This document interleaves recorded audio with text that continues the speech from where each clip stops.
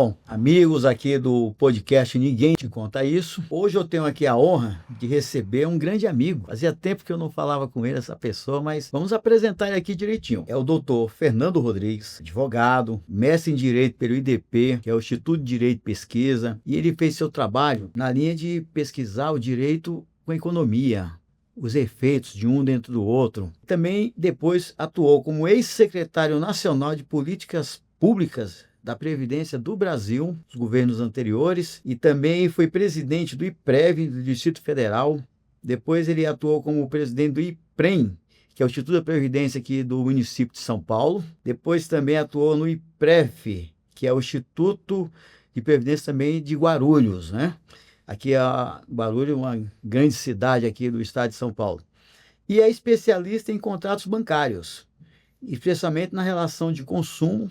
Fez essa especialização na ESA, né, que é a Escola Superior da Advocacia. E hoje ele está aqui conosco para falar sobre a lei do superendividamento. Seja bem-vindo, doutor Fernando. Olá, doutor Anísio Castelo Branco. Castelo Branco é um amigo de longa data. Trabalhamos num projeto no passado, coisa de 10 anos, 10, 15 anos atrás. A gente atuou, estamos ficando mais experientes. A gente atuou nessas questões que envolvem justamente contratos bancários, e o contrato bancário é um contrato leonino, né?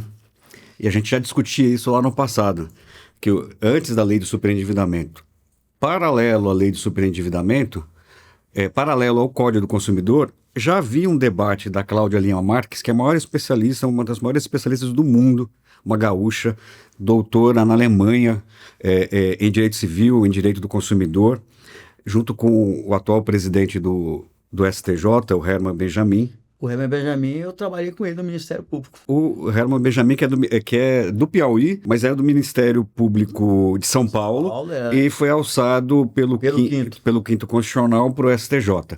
Então a gente está muito bem de presidente do STJ, creio eu. Bom, você conhece bem o Herman Benjamin.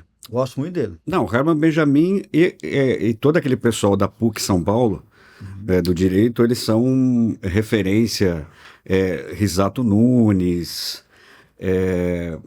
são pessoas que têm um conhecimento muito aprofundado sobre essa questão do consumidor e da materialização do artigo 5º da Constituição, que é o seguinte: numa relação entre um banco e o consumidor, qual que é a relação mais frágil?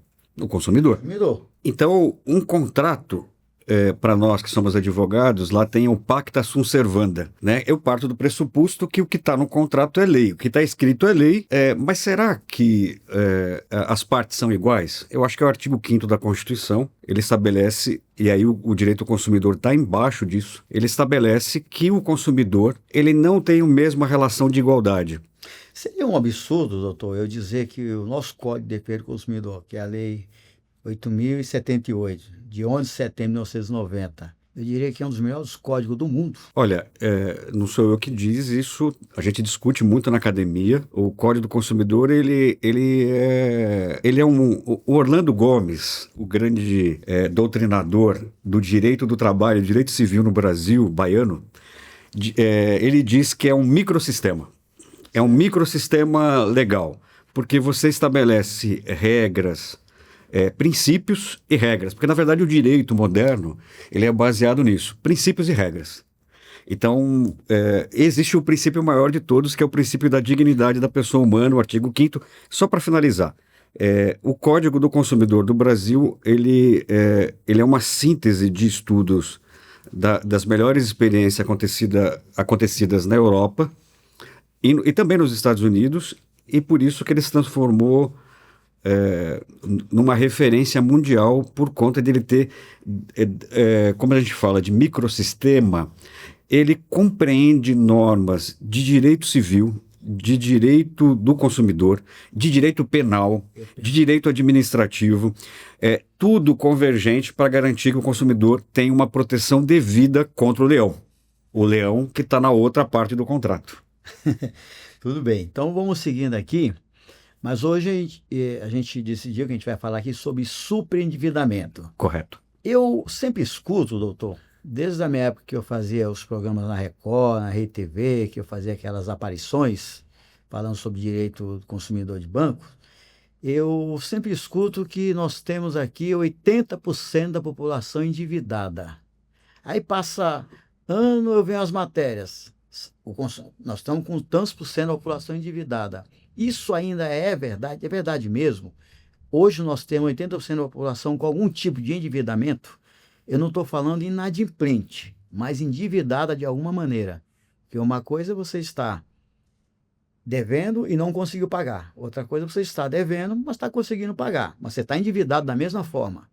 Esse número de 80% dos brasileiros é uma verdade? Sim, existem dados aí.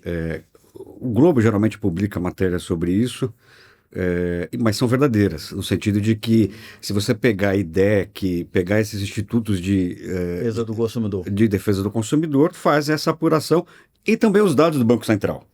É que parece que é uma coisa hermética, assim, o Banco Central. Não, ele tem informações importantes que o consumidor pode obter lá. Pode obter. Inclusive, qual que é a participação dos empréstimos. A gente pode olhar pelo PIB e a gente pode olhar pelas famílias. Aliás, é bom esclarecer isso para o nosso público, dizer o seguinte, o Banco Central, ele não é um órgão, digamos assim, que tem poder de polícia.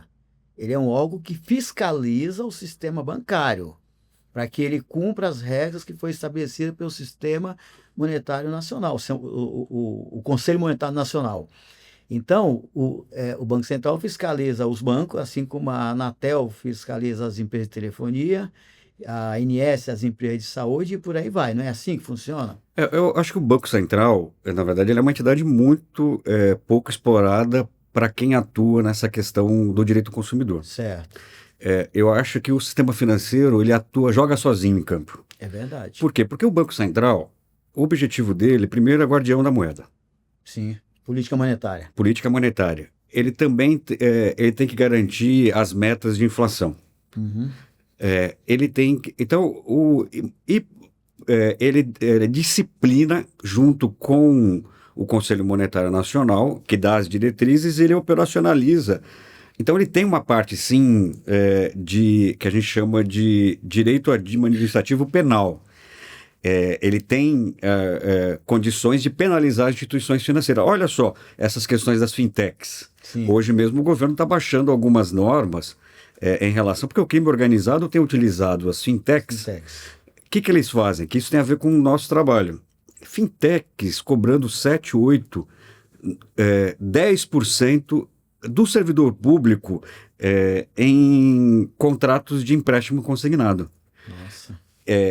E aqui, por exemplo, no estado de São Paulo. O governo do estado de São Paulo deixa que instituições como bancos de duvidosa qualidade utilizem de uma coisa que é muito valiosa, que é a possibilidade de você consignar, ou seja, obrigar que o Estado faça a transferência de recurso do empréstimo, né, para que seja cumprido esse contrato feito entre particulares. Quando me perguntam o que é empréstimo consignado, eu falo, é um empréstimo a risco zero. Claro. Porque é o risco zero de você não receber. Sim. Ou seja, não tem inadimplência. Sim. Então as taxas deveriam ser muito baixas. Sim. Porque não tem risco. Então a gente percebe um pouco disso. Então aí nós vamos entrar... Olha só como que o superendividamento casa com a questão do histórico do empréstimo consignado. A relação tá por aí. Existe um superendividamento no serviço público. Os servidores públicos, olha, e não é servidor... A pessoa pensa assim, o servidor, aquele... o Barnabé, aquela pessoa que está lá no nível baixo, dentro da estrutura... São todos trabalhadores, em primeiro lugar, nós devemos respeitá-los. Mas tem juízes, promotores, delegados de polícia, muita gente que está pendurado no empréstimo consignado. Olha. E aí é uma verdadeira escravidão, porque cria... Professor, depois você pode até me responder, se não é uma perpetuidade esse tipo de contrato que se renovam constantemente e cria uma sujeição da pessoa livre. Ela está submetida a esse modelo de transferência de renda, e quando isso ocorre através de um contrato que tem do outro lado uma fintech que está cobrando 10%, é criminoso. Então, veja bem, Quando o empréstimo consignado foi criado no Brasil, qual é que era a lógica?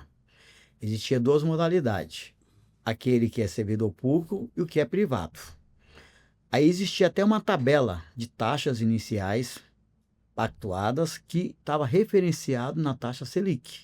Ou seja, as taxas tinham um nexo ali ligado na taxa Selic. Ou seja, eu lembro, posso até recuperar essa informação um dia e te passar, mas eu lembro que a taxa para quem era funcionário público era 80% da taxa Selic. Só que a coisa vem até hoje e essa relação de ter um balizamento na taxa Selic se perdeu ao longo do tempo. O que se limitou foi essas questões de 30% da renda, essas questões mais assim de padronizar o limite que pode emprestar. Mas as taxas pararam de ter controles. Então, fugiu da lógica do que era a ideia do empréstimo consignado anteriormente criado. Então, isso é uma coisa que eu acho que precisava ser revisto, inclusive em lei. Então a gente tem que recuperar também um outro aspecto que casa com esse, que é o seguinte: o capitalismo ele é movido a crédito. Nós bem sabemos disso. E o crédito, ele entra, a gente precisa compreender como que isso se dá do ponto de vista da produção também, né? Então, o crédito, ele faz parte de uma lógica que tem a ver, em tese, lá no passado, no capitalismo dos primórdios, com a produção. E o produto, que tem um círculo, né? Ou um circuito. E hoje a gente tem uma financiarização excessiva da economia, onde o ativo objeto, a produção, estão muito distante desses fatores. Nós temos quantos bancos hoje? Mais de 100 instituições financeiras? Nós temos muitas instituições financeiras. Mais de 100, né? Temos mais. Mais de 100 instituições financeiras. E no governo anterior, nós abrimos a porteira do inferno, na minha opinião. Uhum. Por quê? Com todos os problemas que os bancões têm, eles têm, o Banco Central e a sociedade têm um pouco mais de controle do que os primeiros vieram os bancos aéreos, esses que não têm agência e que só faziam atividades lá no mercado de capitais. E agora, com a tecnologia, eles estão vindo... Estão operando no varejo. Eles estão operando no varejo. E isso é muito perigoso, porque é do processo de acumulação capitalista, em um determinado momento que você cria essas bolhas. E isso está acelerado no Brasil. Uhum. É importante que a gente converse um pouco sobre isso, porque isso afeta a economia também. Vamos falar. Mas vamos falar aqui o seguinte. Seguindo aqui a nossa pauta. Pois não. Se o senhor tivesse que definir aqui, para a pessoa que é leiga, que não sabe o que é essa coisa da lei do superendividamento, você poderia explicar o que é a lei do superendividamento para aquele cidadão que está aqui nos assistindo, que não tem essa informação clara, só ouve falar, mas não sabe? Como é que é a lei do superendividamento? Ela é uma boa lei ou ela é uma lei que foi feita só para remediar? Olha, na verdade, a lei do superendividamento, ela é uma lei 14.181 de 2021. Ela passou mais de 10 anos dentro do Congresso Nacional para sua análise. Primeiro porque é um tema complexo. Segundo, que é um tema que chama atenção de interesses.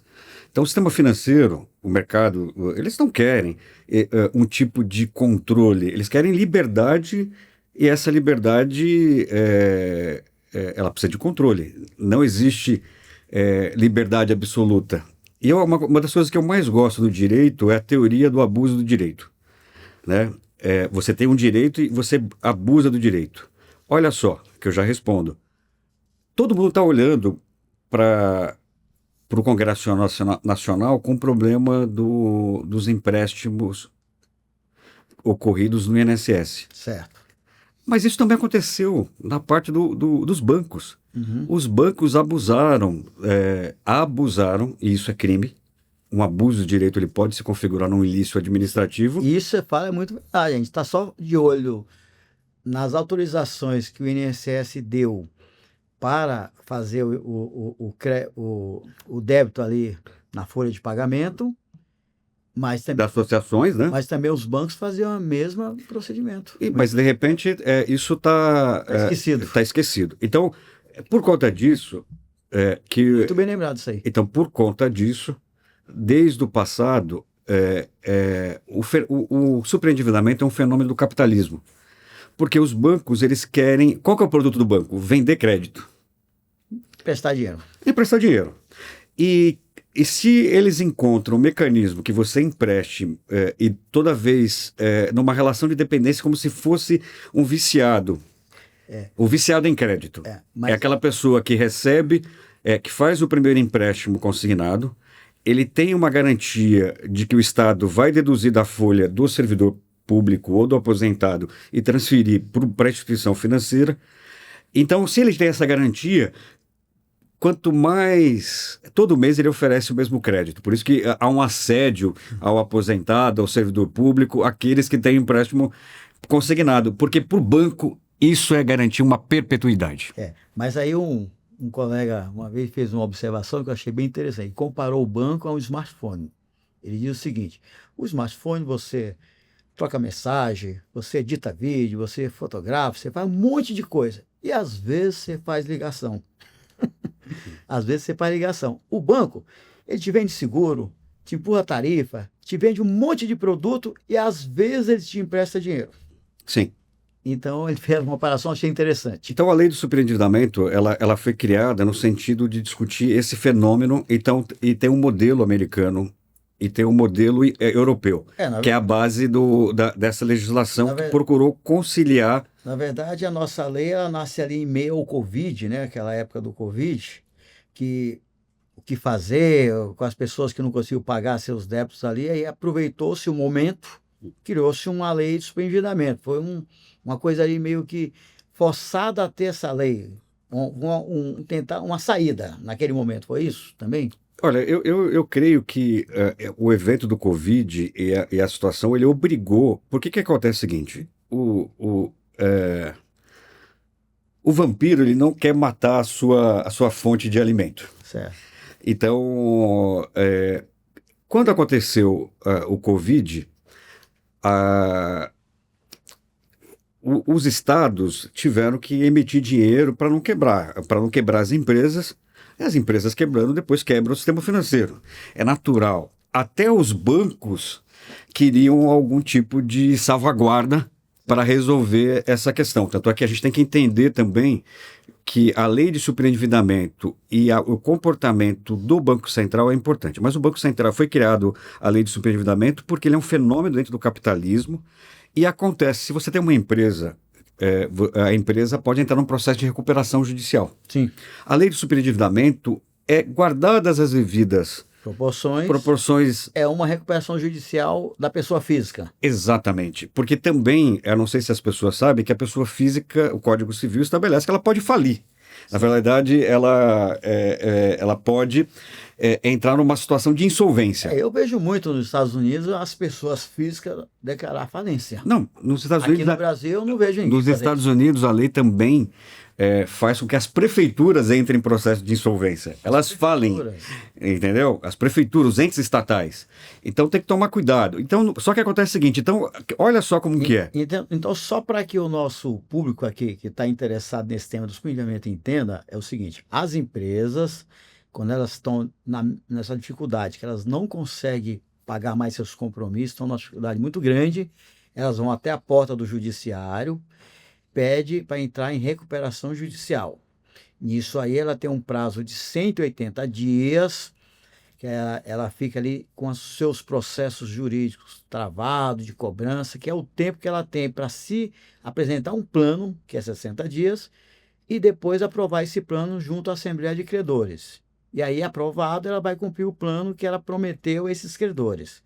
Então, na empresa, a lógica do processo é esse. E na pessoa física, qual que é a lógica? Como é que acontece assim? A pessoa junta suas dívidas, como é que é os modos, como é que ela tem que se organizar para ter acesso a este benefício, se a gente for considerar dessa forma? Então, como a gente trabalhou no antecedente, né, que faz parte do próprio processo capitalista, o crédito, e o crédito, da forma como que ele é ofertado, ele acaba criando uma desconformidade no sistema, ou também por acidentes da vida.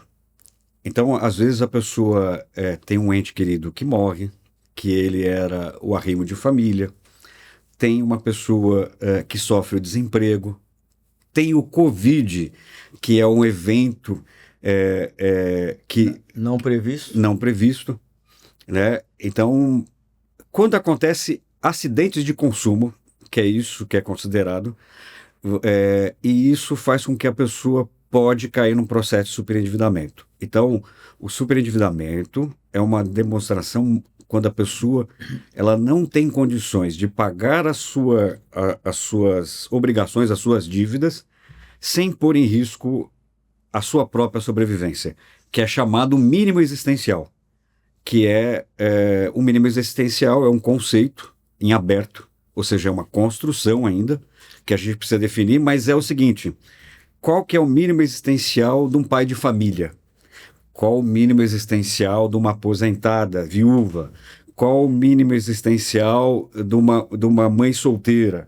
Mas aí eu fiquei com uma dúvida, Pois me não. colocando na função do consumidor aqui, do cidadão lá.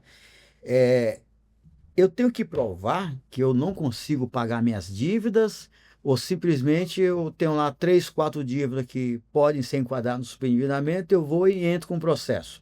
Ou eu tenho que dizer assim, eu tenho que provar para alguém que eu não tenho condições de pagar.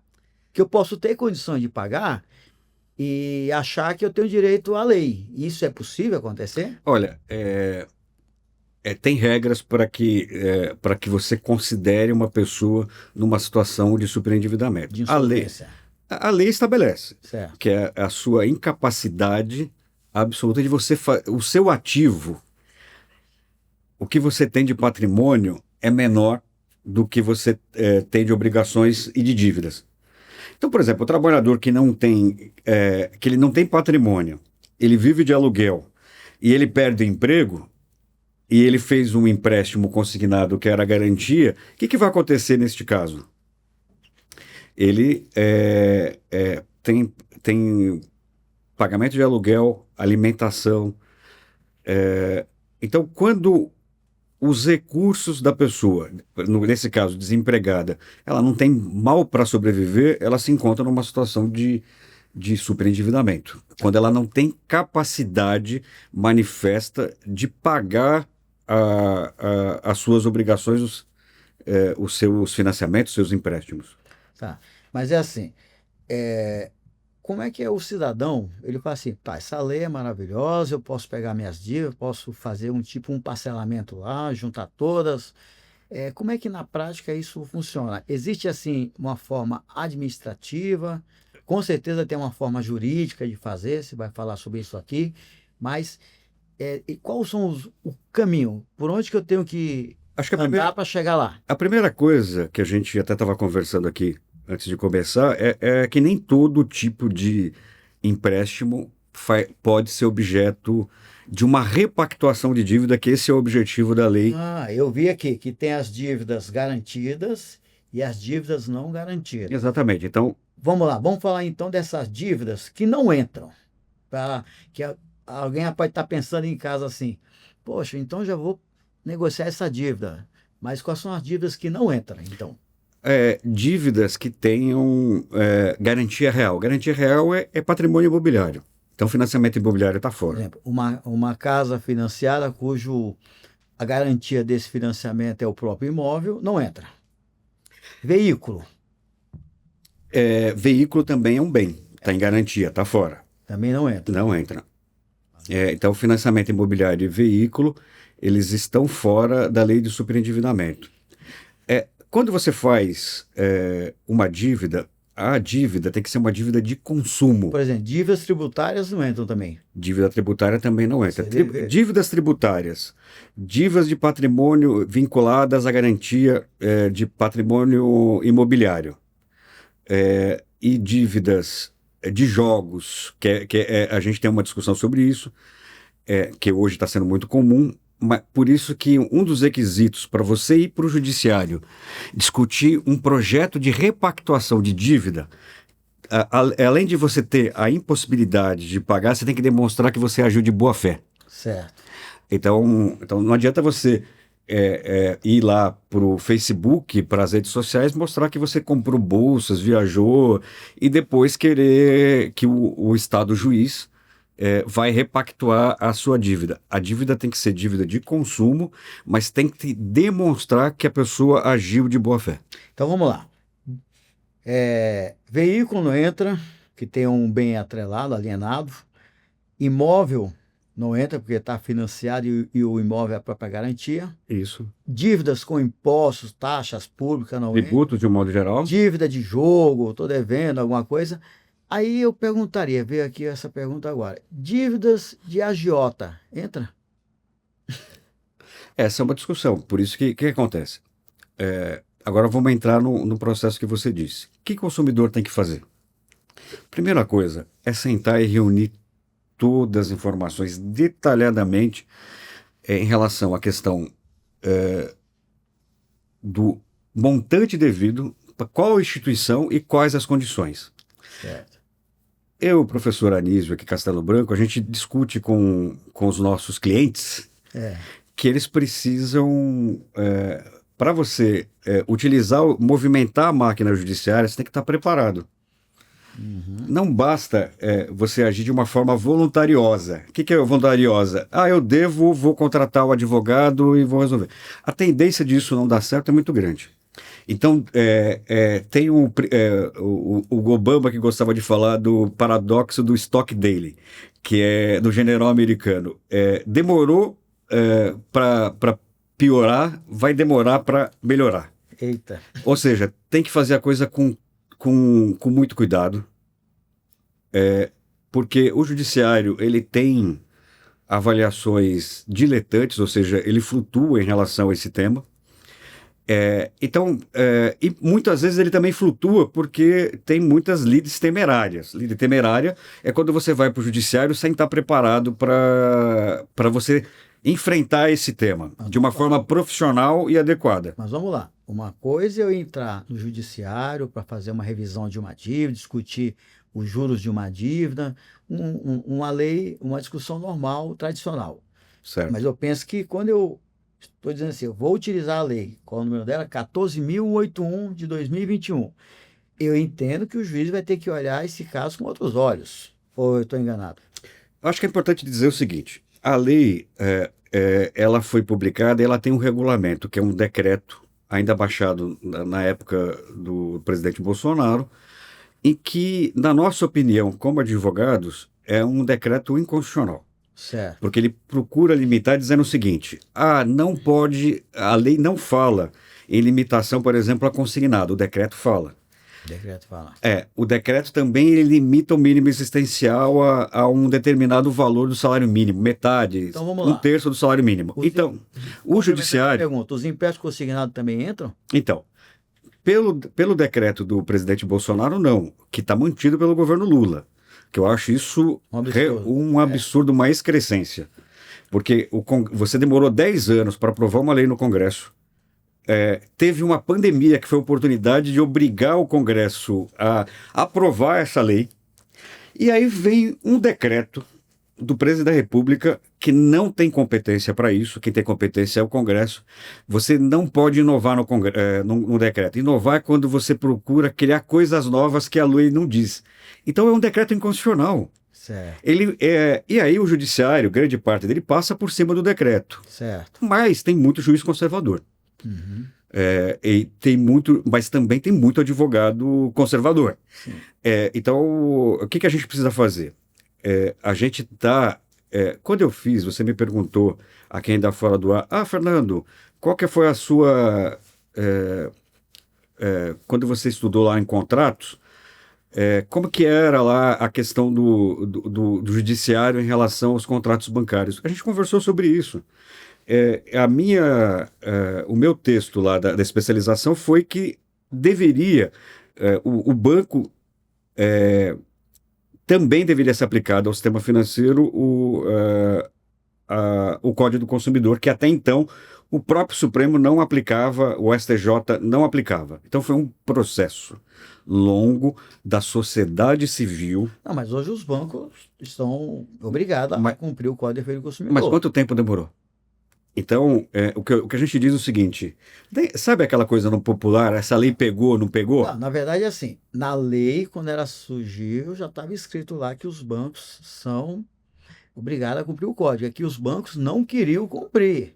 Aí foram tendo Não as queriam decisões, cumprir e o judiciário, foram tendo as decisões o judiciais. judiciário parcial, um judiciário que se dobra pro sistema financeiro, com todas as exceções honrosas, porque se tem um decreto presidencial que já tem duas ADIs sobre ele, o Ministério Público Federal e as associações de consumidor estão questionando esse decreto dentro do Supremo Tribunal Federal. Depois o pessoal fala o seguinte, nossa, o Supremo ele atua demais no Brasil. Nossa, olha a quantidade de inconstitucionalidade que a gente pratica todo dia. Então, é o Supremo que está errado? Não, para mim é o Poder Executivo junto com o lobby dos bancos que não querem aplicar esta que é uma das melhores legislações em favor do consumidor deste país. É o Código de Defesa do Consumidor. Que é o Código do Consumidor, porque a lei do superendividamento ela foi incorporada dentro do Código do Consumidor. Sim. E isso é importante dizer. A lei, ela quando eu li a lei, então ela fala que é uma atualização do código. Sim. É uma atualização do código. Então, ela está dentro do espectro do Código de Defesa do Consumidor. Então, vamos revisar aqui para o nosso público. Dívida de veículo não entra, esqueça. Dívida com contrato de financiamento imobiliário não entra. Dívida com tributos não entra. A questão... Dívida de má-fé. Dívida de má-fé não entra. As questões dos empréstimos feitos com origem de jogos também não entra. E também as questões ligadas à agiotagem, a discussão ainda não se sabe. Isso, você fez uma pergunta que eu acho que é importante. Não é que não entra. Eu tenho um cliente que ele é metalúrgico. O banco pagador dele é o Banco Itaú. E ele, o que ele fazia? Ele jogava na bolsa. Certo. E aí, conforme a gente foi discutindo, eu fui percebendo que ele tem um problema. Na verdade, não é jogar, ele aplicava na bolsa. Porque também é um jogo, né? É um jogo? Claro, você arrisca. Tem hipóteses. Você aposta no crescimento de uma empresa. É lei de probabilidade. Qual a probabilidade disso e daquilo outro? Eu nunca tinha pensado a aplicar na bolsa como um jogo. Um excelente... Não, mas não, é essa a questão. Então, a teoria dos jogos também é aplicada para investimento. Pode aplicar 100 mil de manhã, no final do dia você só ter 50. Mas é isso. O mercado financeiro tem o mercado financeiro voltado para a produção e tem o mercado financeiro voltado para a especulação. É a regra do jogo, eu não estou discutindo isso. Só que eu tenho que deixar claro para a maioria da população quem é quem.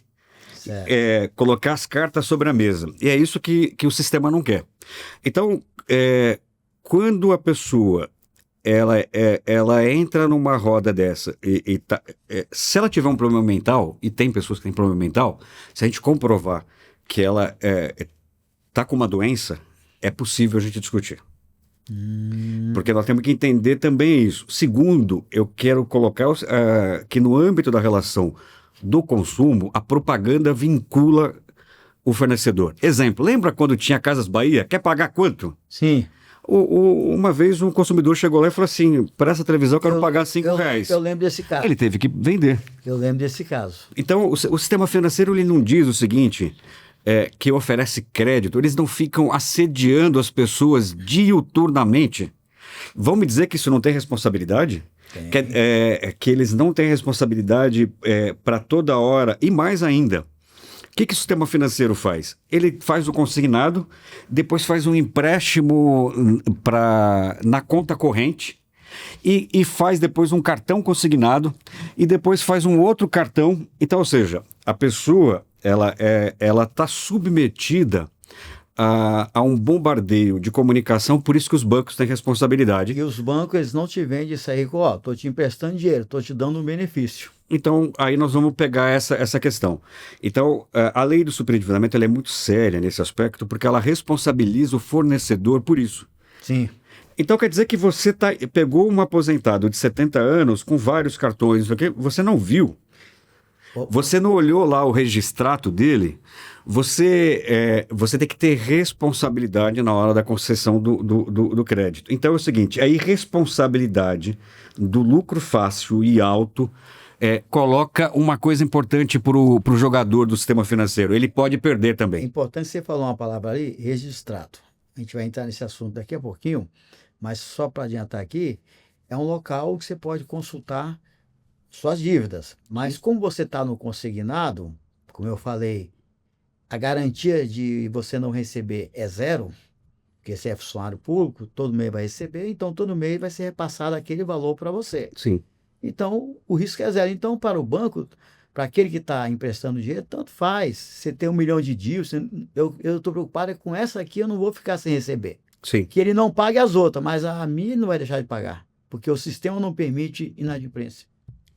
E a população precisa saber também que quando há inadimplência, e os bancos, dependendo do período, mas eles têm que pegar esse recurso e eles têm um benefício fiscal quando eles colocam a prejuízo certas operações. Tudo bem que ele não pode emprestar aquele dinheiro enquanto ele não colocar numa situação de prejuízo.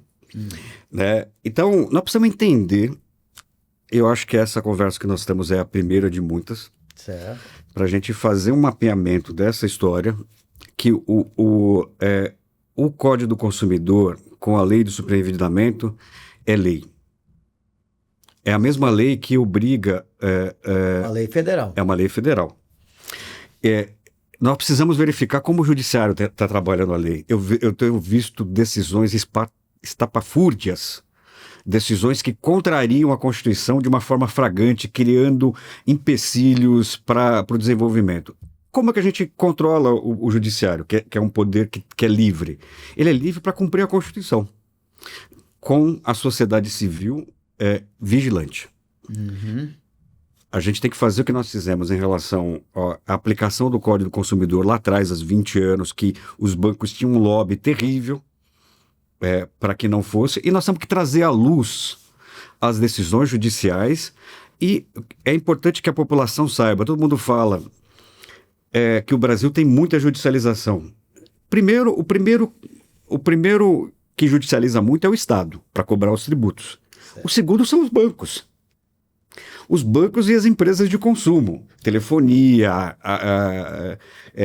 tanto de consumo privado, agora a Sabesp também virou privada, mas são empresas de consumo. Então essa judicialização excessiva, e aí eu estou vendo o judiciário, quando os bancos têm ação de cobrança, existe a via rápida para expropriar o devedor. E aí, quando o devedor ele tem um mecanismo de proteção, eu estou vendo o conservadorismo dos juízes, mas também há grandes decisões judiciais em que enfrentam um problema e explicam detalhadamente como que o consumidor deve fazer. Essas decisões paradigmas, ou seja, exemplares, é que nós devemos seguir. Sim. Por exemplo, o devedor... e o brasileiro tem mania de fazer empréstimo e não guardar os documentos. Certo. Então, guardar todos os documentos. Tem que ter, não confie na questão digital. Fez um empréstimo, baixa o contrato e guarda. Importante. Guarda o documento. Deixa que eles falem que é tudo digital. Digital para eles, porque no momento que você entrar com a ação e você não tem o documento, eles podem dizer muita coisa. E talvez eles não tenham esse documento digital. E talvez eles percam esse documento. Se você tiver com esse documento, ela é importante. Precisamos saber as regras, porque a gente não discute só... Mas, doutor, nesse assunto aí dos documentos, que eu acho que é uma coisa importante. A pessoa quer entrar com um questionamento, o que eu preciso levar de papel? Muita gente pode pensar assim. Mas no Código de Defesa do Consumidor, quem tem que provar não é o banco. O banco que tem que apresentar as provas, porque... Pelo que eu saiba, a lei do Código de Defesa do Consumidor é a única lei no Brasil que o ônus da prova é para o fornecedor. Não é isso? Eu acho que você não tem que abusar, por isso que eu falo das coisas. Tá. A inversão do ônus da prova ela não é mandatória. O juiz tem o poder de analisar no caso concreto. Ele pode falar assim, não, aqui eu não vou considerar. Ele pode fazer isso. Então, para você não cair nessa, de ficar dependendo de uma opinião do juiz... A análise do juiz é melhor que você tenha. É melhor que você tenha. E você tenha informação e você faça contraprova também. Porque quem disse que aquele contrato, dentro dele, assinado direitinho, ele é legal? Ele está de acordo com as regras... Da Constituição, por exemplo. Da Constituição. E deixa eu te perguntar o seguinte, nós já falamos então das dívidas que não entram, e quais as que entram então? Então, as dívidas de consumo. Vamos lá. Empréstimo... Cartão de crédito. Empréstimo pessoal. Empréstimo pessoal, na minha opinião, empréstimo consignado. Esse cartão consignado. Certo. Todas essas... Inclusive que tem umas coisas aqui para mim que eles não são produtos financeiros. Eles estão da jogatina. Cartão de crédito consignado, cobrando 10% no estado de São Paulo para professor que ganha R$5.000 por mês, né? É um absurdo, é uma vergonha. O estado de São Paulo é vergonhoso, sabe por quê? Porque no INSS, no mínimo, você se digna a estabelecer um percentual em relação ao que eles podem cobrar. Já que você está usando... Se você está usando aqui o meu poder de Estado de capturar o recurso do servidor no momento em que ele vai receber e repassar para o cliente, o que eu quero do outro lado? No mínimo que esse órgão, e o Estado de São Paulo não faz isso, estabelece limites. É um absurdo que isso aconteça aqui. É um absurdo que uma instituição financeira que está querendo ser vendida, está sendo incorporada por um banco estatal lá de Brasília, cobra 8% aqui do servidor. E essa instituição obrou sabendo um risco na jogatina, e ela sabia que era impagável, ela sabia que era isso. E tem muito banco que faz isso, que ele se preocupa em te dar um empréstimo aqui e não se preocupa com a consequência do pagamento lá no final. Ele quer... E aquilo gera um lucro no balanço dele no primeiro ano, aquilo joga lá para frente.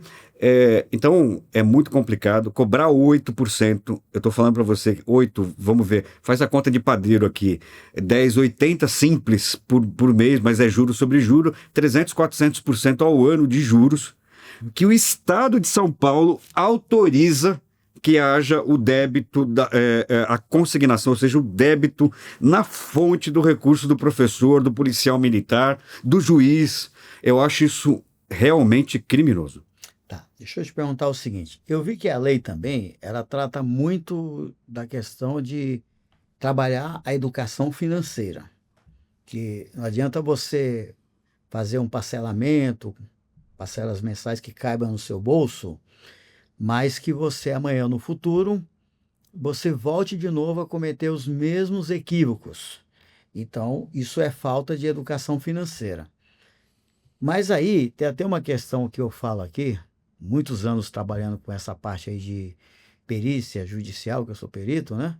Então, o que eu vejo? Eu fiz uma análise assim, todo cidadão brasileiro, não importa que profissão ele vai ter no futuro. Ele pode ser médico, advogado, filósofo, padre, não importa. Ele foi obrigado a estudar 11 anos de matemática na escola. Desde o ensino ali, o fundamento, o jardinzinho lá, até o ensino que ele entra para fazer vestibular. É que muda os nomes toda hora aí dos mecanismos. Só que nesse período... você não ensina educação financeira para as pessoas. Então, o cidadão ele entra na vida adulta com 18 anos de idade, podendo contrair uma dívida. Ele passa a ter um compromisso jurídico, que pode ser processado, ele pode ter penhora, ele pode ter um monte de sanções, por conta de não saber da gravidade do que é tomar o crédito inconsciente. Aí eu pergunto para o advogado, doutor Fernando, o governo, no geral, também não tem culpa desse superendividamento? As políticas de governo, não estou falando desse governo atual, do anterior, todos que chegaram até agora, não tem uma certa culpa por não implementar essa política de educação financeira mesmo para valer nas escolas? Olha, eu acho que nós estamos falando aqui esse tema, tanto por professor quanto para mim, são temas muito caros, né? É. Porque o povo só se liberta do seu grilhão através da educação. Uhum. E o sistema financeiro no Brasil é extremamente concentrado, tem muito poder, e a gente não pode jogar a nossa bola só no judiciário. É. O judiciário está lá para resolver um problema. É, Eu vejo cada abacaxi que chega na mão dos juízes, que o o, juiz fica arrumando uma forma de resolver aquilo ali não, que às vezes sem lógica. também eu não posso ser leviano para dizer que o Poder Judiciário ele é o mal nesse processo. Não. Eu acho que ele é um instrumento que ele também é suscetível à pressão social, né? Seja pressão do poder econômico e tudo mais. Quando você fala em educação, nós estamos falando disso também. É verdade. Porque se a sociedade ela tem uma noção do custo do dinheiro, o que tem a taxa Selic com o superendividamento, ela vai ter uma compreensão um pouco melhor. Ela precisa compreender, e eu demorei mesmo 15 anos que eu trabalhei em banco, eu demorei para aprender uma coisa chamada o que é sistema bancário do sistema financeiro, porque tem o mercado de capitais, tem um mundo acontecendo que é o que acontece por trás das cortinas. O cidadão, doutor Fernando, ele não sabe de nada disso. Então vamos no O básico. cidadão ele precisa de dinheiro para pagar ali a conta de luz, a conta de água, pagar a faculdade, ele quer saber disso. E aí quando ele não consegue, porque ele é indisciplinado, ele Sim. é muita propaganda, todo mundo quer ir para o show, todo mundo quer viajar, todo Sim. mundo quer comprar roupa, todo mundo quer comprar o celular, ou seja, é o consumismo, é o capitalismo. Só que ele entra no superendividamento. Então, o que nós penso assim, que nós temos que saber é o seguinte: como usar essa lei para ajudar esse consumidor que entrou nessa situação? Eu estou querendo dizer que quanto mais próximo do problema, a gente tem que enxergar a árvore e a floresta. Uhum. Enxergar a árvore é o seu problema pessoal. Enxergar a árvore é analisar essa questão mais geral. Certo. Então a gente tem que colocar. Tinha o professor Nelson Machado, ele disse para gente que a gente precisa de bundas horas sobre determinados assuntos. Certo. Estudar bastante. E a gente que conhece um pouco, temos que facilitar um pouco essa questão, porque o problema do superendividamento ele afeta todo mundo, ele afeta a empresa. Uhum. Porque, como eu disse para O você, funcionário endividado não consegue trabalhar direito. ele afeta a empresa, não, mas a empresa, quando ela é tomadora de crédito também. Sim. Então, nós estamos discutindo uma questão global. Então, não é só as empresas do Brasil também estão superendividadas. Por quê? Aí a pessoa fala assim, isso é um problema pessoal. Mas a taxa de juros, a Selic, é adequada? Então, isso faz parte da educação financeira. Certo. Segundo lugar, os bancos que estão ofertando crédito no Brasil, eles têm uma concorrência efetiva ou é fake news? Basicamente, você tem 3, 4 bancos que mandam no mercado. Então é isso. Então nós vamos precisar discutir que o Brasil precisava mudar um pouco isso. Isso é educação financeira. E mais ainda, você sabe que eu gosto da parte de educação financeira, que é necessário, que eu acho que tem que casar com a educação previdenciária. Porque o que é previdência? É uma restrição de um consumo presente para você gastar num período de necessidade, de velhice. Pensar no futuro. Mas É pensar que a vida tem intercorrências. E nesse processo de intercorrências que a vida tem, eu preciso ter uma proteção. Então, a educação financeira, mas sobretudo a educação previdenciária, de prevenir, de ter uma noção de que as pessoas sofrem eventos da vida. A vida não é linear. não, acontece coisas. Você pega uma professora, ela engravida, precisa da previdência, vai precisar de recurso adicional, se ela é mãe solo, como eu tenho muitas clientes, o filho tem um problema de saúde, precisa do médico. Então, esses eventos, por exemplo, têm a ver com a educação financeira e previdenciária. Se a gente não discute, não analisa essa questão de uma forma seguinte, olhando o problema da dívida individual, mas também olhando que é um problema do sistema. O sistema está com problema e para enfrentar o sistema, a educação previdenciária e financeira é uma alternativa muito importante. Mas, doutor, nós estamos em 2025 e eu não sei como é que tem gente discutindo ainda, vamos implantar a educação financeira nas escolas, como se fosse assim algo assim que tem que lutar para ter isso. Só que isso aí já devia ter. A educação financeira, educação financeira, eu vou falar para você onde tem um pouco desenvolvida. Eu fui gestor lá diretor de benefícios da Previdata, que é o fundo de pensão da Dataprev do INSS. Lá tem um pouco de discussão sobre educação previdenciária e financeira. Olha qual foi sua fala. Lá tem um pouco de discussão. É um pouco. Mas deveria ter uma matéria regular, como tem português, matemática, tinha que ter educação financeira. Eu acho que nós temos que brigar para isso no Brasil. Não é? Melhorar a qualidade da nossa educação matemática. E nós, tanto o professor quanto eu, e as pessoas que eu conheço, nós precisamos sentar e organizar um modelo de educação previdenciária e financeira para o Brasil. Porque nós estamos matando o nosso povo, as pessoas estão ficando enlouquecidas pela questão do endividamento, as pessoas estão sofrendo, famílias estão sendo desfeitas, e acho que a gente tem uma obrigação, como pesquisador que nós somos, sobre a matéria financeira, orçamentária, matemática, né? Sejamos amigos da matemática, eu sempre disse para os meus O filhos. sistema de previdência, ele é o problema de todos os países. É o problema na França, é o problema no Brasil, é nos Estados Unidos. Então, o sistema de previdência sempre vai ser um problema, por quê? As pessoas estão vivendo mais. E aí vão precisar sobreviver do quê? Só que o mercado de trabalho já não absorve essa mão de obra, mas elas vão ficar mais vários anos para frente consumindo e tendo que sobreviver, não é verdade? E a conta não está fechando, ela não fechava ontem, não está fechando hoje e não vai fechar amanhã. Aí como fazer? Eu vejo o seguinte, como é que o governo arrecada para a Previdência? Ele arrecada o quê? Da folha de pagamento, arrecada do próprio colaborador, descontado do olerite dele lá, do pagamento dele, a parte dele, e no final ele passa a ter o direito e usufruir de um benefício de qualquer sistema de previdência que exista.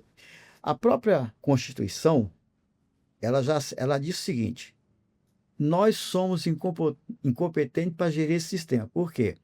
Lá no artigo 192 fala uma coisa, lá no 199 já fala que é permitido criar fundos de previdência privada, ou seja, já está admitindo que não vai dar conta. Lá quando criou a Constituição, já está admitindo que se pode criar fundo de previdência privada, que ele já está sabendo que pode ser que essa previdência nossa aqui, amanhã não vai fechar. Aí você pensa hoje, esses jovens de hoje, tudo sem querer trabalhar de carteira assinada, tudo que é sem influência, TikTok, esses negócios aí, vão ficar 10 anos tentando, aí quando chega a realidade, opa, não deu certo para mim na internet, então eu vou trabalhar como todo mundo trabalha. Só que aí já não se formou, não estudou, não se preparou, e aí como é que fica? Só que ele passou vários anos sem estar no emprego formal, sem contribuir. Ou seja, se a conta não fechava ontem, não fecha hoje, vai fechar quando? Não vai fechar. Como é que vai fazer? Vai implodir? Vão mudar as relações de trabalho? Como é que vai ser no futuro? Então, eu acho que esses temas que nós estamos trabalhando, realmente são extremamente abrangente e complexo. Mas a Previdência tem a ver, sim, diretamente com a questão do endividamento das pessoas. E a falta de ser previdente, de um lado, que é no Brasil a gente tem essa coisa de todo mundo vai ser jovem eternamente, né? Aí, de repente, a gente, de repente, 30, 50, 60, e você não acumulou, inclusive no INSS, que você julga que é a pior das coisas. Duvido que o mercado financeiro tenha um produto que pague a aposentadoria, pensão, benefício de incapacidade permanente, como acidentário, como o INSS fornece. É uma falácia dizer que o INSS é ruim. Isso me traga qualquer um, desafio a qualquer um do mercado financeiro vir nesta mesa aqui, a gente faz esse debate e dizer que o INSS como eu já ouvi falar, que ele é uma pirâmide. Não, eu como interventor federal posso dizer o seguinte, já atuei em sistema de saúde, gerenciando hospitais, e é um serviço que a turma só critica, mas lá funciona. Sim. O atendimento existe, a cirurgia, as coisas, eu não posso falar. Mas eu quero saber, para a gente já ir para a nossa reta final aqui, é dizer o seguinte: vamos lá, o consumidor ele já sabe as dívidas que entram, as que não entram, e agora eu quero exercer o meu direito de buscar esse superendividamento. Aonde eu tenho que ir? Tem algum órgão? Tem algum site? Como é que funciona? Como é que é o mecanismo? Como é que eu peço essa ajuda? Como é que eu entro nesse sistema? Eu tenho um amigo advogar para pessoas próximas é complicado, por isso que advogado não pode advogar em nome próprio. Porque o pessoal fala que tem um cliente exigente com um advogado que é burro. Por quê? Por quê? Porque a gente perde a objetividade, né? A gente tem que se colocar, por isso que a gente precisa de advogado, que é alguém se colocando no seu lugar e tirando os vieses cognitivos que a pessoa tem.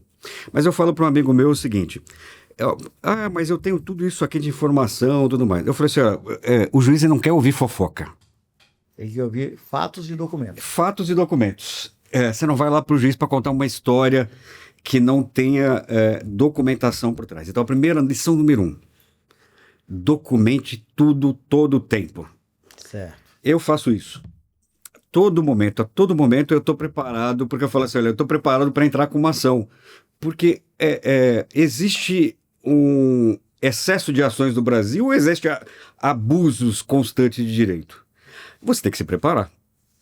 Se você quer paz, você tem que se preparar para a guerra.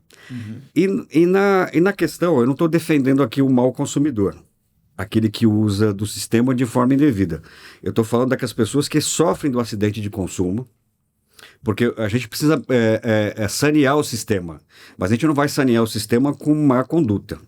Certo. Então, acho que é importante deixar isso claro. Para sanear o sistema e para entrar com uma ação, você tem a documentação. Vai lá no Registrato e busca a informação se você não tiver. Vai no Procon e fala o seguinte: eu fiz o contrato, ele não quer me dar a cópia do contrato. Só vamos explicar aqui. O Registrato é um serviço que o Banco Central oferece. Você entra na internet, pesquisa Registrato em qualquer mecanismo de busca.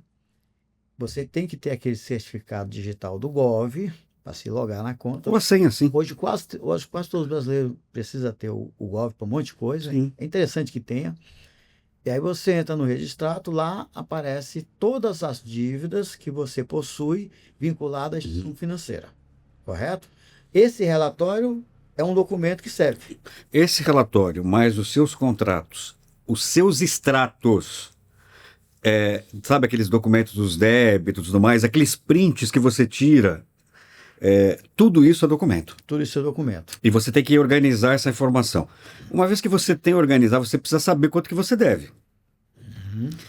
E depois você precisa saber quanto que você pagou. E você precisa saber qual que é o saldo disso. Aí, se você não tiver ajuda profissional, inicialmente, é importante que você continue fazendo isso. Vai no Procon, pede a informação. Existe uma resolução do Banco Central que ela estabelece que os bancos são obrigados a fornecer ao consumidor o valor inicial do seu empréstimo, da operação de crédito que você fez, a taxa de juros aplicadas e o valor que foi amortizado e qual que é o saldo naquele momento que você pediu. Tá. Mas aí eu te pergunto o seguinte, vamos imaginar uma situação prática, para a gente fechar aqui com chave de ouro. Eu estou devendo no Bradesco, estou devendo no Itaú, estou devendo no Santander, estou devendo no Banco Brasil e na Caixa. Estou devendo em 5 bancos. Cada um tipo de situação diferente, mas sempre uma situação que está dentro desse tipo de empréstimo que pode entrar na lei do superendividamento. Ok? Como é que vai funcionar? Vão juntar todas as dívidas, faz um parcelamento único? Como é que funciona? Qual o prazo que eu tenho para pagar? Tem alguma carência? A primeira coisa, eu estou falando assim, então, no Registrato tem uma informação, só para concluir. Banco Central, você pode entrar com um pedido de informação também. Certo, por e-mail mesmo. Você entra no site do Banco Central com a conta Gov e você faz a solicitação das informações. Faça isso. esse é o momento zero, na verdade, para você iniciar. Depois que você tem essa informação, você vai buscar um advogado especializado, de sua confiança, Ok. né? De preferência que ele tenha experiência em direito do consumidor e superendividamento. E se você tiver toda a informação e não souber fazer o cálculo, provavelmente o advogado também, alguns sabem e outros não, vai contratar um perito, vai contratar alguém para você fazer o levantamento dessa informação. É importante que você saiba o quanto você deve pela ótica do banqueiro e quanto que você deve pela ótica do perito e do advogado que você está contratando. Que são dois números diferentes. Bem diferente, muitas vezes. Muito diferente. Aí você está preparado para entrar com a ação. Entrou com a ação de superendividamento, você vai relacionar todas as dívidas, todas as instituições para que você deve, e você vai pedir para o juiz uma repactuação dessas dívidas. Ok. Você precisa de advogado para isso? Não, você pode ir no PROCON. O PROCON tem condição de fazer esse tipo de coisa dependendo do valor da dívida e da complexidade da questão. Estou dizendo que você tem esse caminho. Mas eu, como advogado, avalio que seria melhor você contratar um profissional para organizar essa informação para você. Aí, O PROCON não tem perito. o PROCON não tem perito. O que ele vai fazer é uma tentativa de conciliação. Sim. Você precisa saber qual que é o seu número. O banco já tem o dele. Você precisa saber qual o seu número. Você precisa saber sobre a sua mesa qual o valor que você deve e qual a possibilidade de negociação e até onde o banco pode ir. Isso, os bancos têm uma régua de negociação. Sabe que uma vez eu dei um curso no Tribunal de Justiça aqui de São Paulo para os juízes, aqueles conciliadores. E eu falei para todos eles lá o seguinte, com todo respeito à magistrada lá que organizou o curso, é uma iniciativa boa, tudo, mas eu falei assim, isso aqui na prática não vai funcionar. Pelo seguinte, o cidadão está devendo lá 50 mil no cartão de crédito. Aí o banco fala assim, eu te ofereço 10 para você quitar. Ok, doutor Fernando? 50 baixou para 10. Mas a pergunta é, quem disse que eu devo 10? Ou seja, eu tenho que pedir um desconto em cima de uma dívida que eu não tenho. Na verdade, eu estou credor daquele cartão diante de juros que me cobraram indevido ao longo da minha vida de uso do cartão. Então, se não tiver ninguém que faça esse cálculo... Não, e mais ainda, quer ver? O juiz... Essa situação, você... Se eu no papel de juiz, eu vou falar... Eu tenho um caso que uma professora ela deve 13 contratos de empréstimo. Você entra lá com a informação, falta a informação... os juízes vão quebrar a cabeça naquele processo, a assessoria do juiz. Então, ele vai pegar e vai deferir a sua inicial do advogado, porque ela não está preparada para discutir um tema complexo sem informação qualificada. Como eu disse, a gente não está indo para o judiciário para contar fofoca e querer que o judiciário faça um trabalho que não é dele. A gente tem que fazer um trabalho prévio, organizar a informação, por isso que tem um monte de ações sendo indeferidas. Ela tem que estar preparada, organizada e tem que ser assim para o juiz analisar aonde está o ponto central do problema. Então vamos considerar que um consumidor é organizado, te entregou toda a documentação e é devedor nesses 5 bancos. Sim. Como é que vai funcionar para ele? Então vamos imaginar que ele ganhe 10 mil reais. E ele está pagando, entre empréstimo consignado e dedução de cartão e tudo mais, 70% da renda líquida dele. Certo. Está falido. Ele está falido. Então, uma condição que essa condição dele ele está dentro dos requisitos do superendividamento. Ele paga aluguel, fora isso, tem criança doente em casa ou cuida dos pais. Condomínio, alimentação, isso é muito comum. Isso é muito comum. Ele é arrimo de família ou ela, que eu vejo muita mulher nessa condição. Então são eles, não é só aposentado e independe de classe social. Tá. Bom, ele está nessa condição. Ele está nessa condição. Próximo passo. Ele reunindo todas as informações, ele entra com ação e ele vai pedir para o juiz repactuar essa dívida. Segundo a lei do superendividamento, ele pode, em 5 anos, em 60 meses, apresentar uma proposta para pagar todas as dívidas, limitado a um percentual que o juiz vai avaliar caso a caso, a gente pede 30%, 35%, 40% no máximo, reduzir de 70%, 80% para esse percentual da renda líquida dela para pagar. Qual a condição? O juiz vai chamar uma audiência de conciliação. Vai chamar todos os credores. Se um não participar, já vai para o final da fila. Tem que vir todos. Tem que vir todos. Nesse momento, você apresenta uma proposta. Se alguns bancos aceitarem, eles resolvem o problema, vão ser os primeiros a aceitar a proposta e vão receber o pagamento. Então, vamos lá. Veio 5 bancos. Certo. 3 aceitaram, e 2 não. Aceitaram. Mas esses 2 fecham o acordo. Fecharam um acordo. Dentro do processo. Fecharam dentro do processo, mas o juiz vai falar o seguinte: eu vou ter que resolver a situação global. Então ele vai pegar e vai tomar uma decisão. Para todos. Para todos, aí é a decisão de repactuação. Então tem uma frase pré-judicial que a gente fala, que é essa tentativa de composição. Certo. É importante que aí, nesse momento, você tenha um perito para apresentar uma proposta que seja convincente, para tentar resolver ali. Uma proposta que seja realista. Realista, consistente. Mas a ideia é o seguinte: o que é importante da lei de superendividamento? Você tem que pagar, no mínimo, o valor emprestado. Ou seja... O principal tem que ser pago. Não, o principal, mas só que muitas vezes... O principal... Já foi pago. Muitas vezes, sem perito, se você não tiver o perito... do empréstimo. Muitas vezes a pessoa até é credora. Então, aí em 5 bancos, você vai falar assim: olha, para o banco primeiro, eu sou credor. Eu quero receber.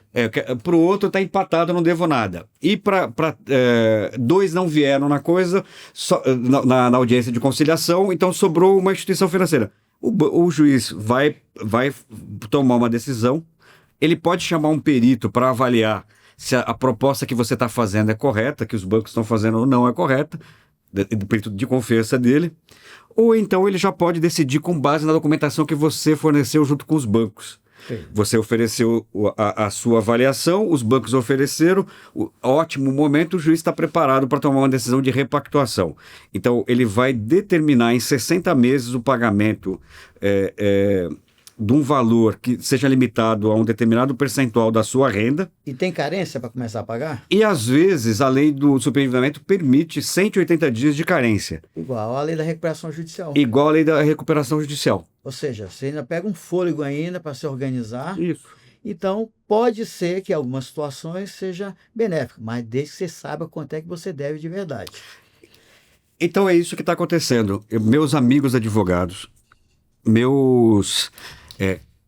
amigos, contadores, peritos e tudo mais. Nós temos que inverter a lógica que está acontecendo nas ações judiciárias. Ou seja, a gente já tem que ir preparado para a primeira audiência com as informações de quem não entregou o contrato, mas o consumidor tem que pedir o contrato. Também com um cálculo mais próximo da realidade, compatível, antes do juiz tomar a decisão, para ele perceber que existe boa-fé, que está bem fundamentado a proposta, e o juiz vai se sentir seguro para tomar decisões para limitar o valor do empréstimo e, no caso concreto, demonstrando. As pessoas estão doentes, estão com problemas, mães que foram abandonadas, mulheres que tiveram marido que abandonaram, e estão com criança pequena, são aposentados que estão pagando quase 20 anos, eu tenho um caso de 20 anos, as pessoas estão numa perpetuidade de dívida. Doutor Fernando, infelizmente, como dizia o poeta, o tempo não para e ele é escasso também. E o nosso aqui, infelizmente, ele chegou ao final. Eu só tenho a agradecer aqui, ser disponibilizado esse seu tempo para os nossos aqui telespectadores, as pessoas que nos assistem, acompanham no YouTube, nas redes sociais. E esperamos contar com você aqui em outra oportunidade, complementando esse tema ou falando de um outro tema mais específico. A gente vai fazer aí uma rodada de entrevistas, mas vamos fazer um círculo depois aí. As redes sociais do Dr. Fernando vai ficar aqui, né? Para todo mundo seguir. E quais são suas considerações finais para a gente fechar com chave de ouro aqui, doutor? Primeiro, eu me senti provocado sobre esse negócio de educação financeira e previdenciária. Eu faço o desafio aqui também. Nós vamos enfrentar esse tema e ajudar o nosso país nesse tema. Vamos juntos. A outra questão você que está super endividado, existe saída. Existe saída para o superendividamento. Nós temos uma boa legislação, nós temos bons profissionais aqui.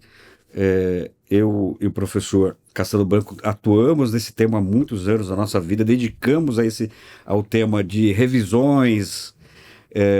E a lei do superendividamento, ela é uma lei boa que precisa de boas ações para se firmar como uma referência, inclusive para as áreas superiores do judiciário brasileiro.